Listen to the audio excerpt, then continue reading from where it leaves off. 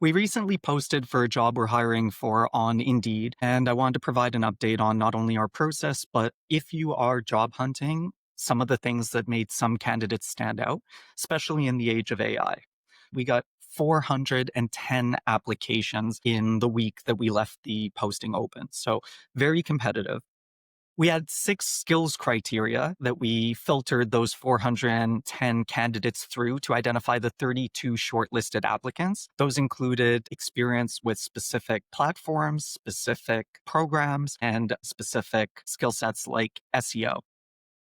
Out of the 32 applicants that we shortlisted from the 410, 10 had cover letters. And out of those 10, 8 advanced to the 18 that we have requested interviews with. So the TLDR was we had 410 applications. We shortlisted to 32 based on skills.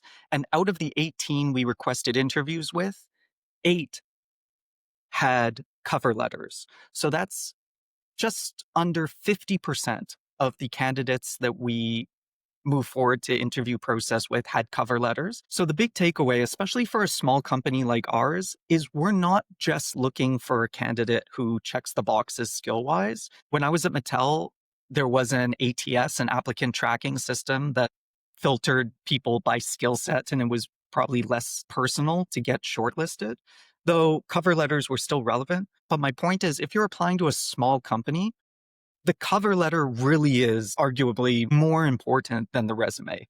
I don't have an ATS system to filter people out. It's me and someone on my business affairs team.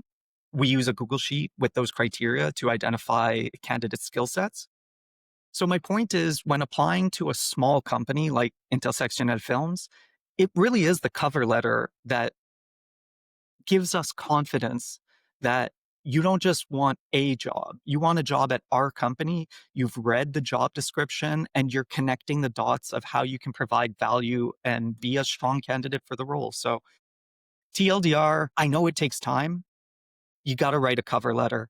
And I think to that point, don't waste your time on jobs you don't want to apply to. Don't just get AI to generate a resume and then hit easy apply and send out the resume. I mean, you might get through. Moving forward with 18 candidates, and 8 out of 10 of those had cover letters. So that does mean 10 out of the other 380 applicants made it through based on skills alone.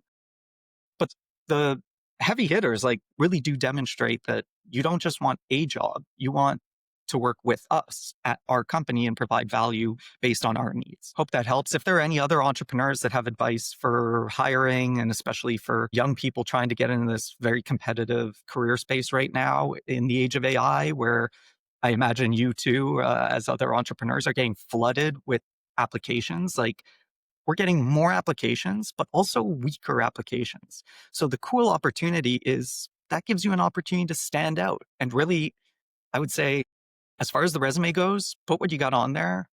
Bullet points for skills are great, but cover letters are key.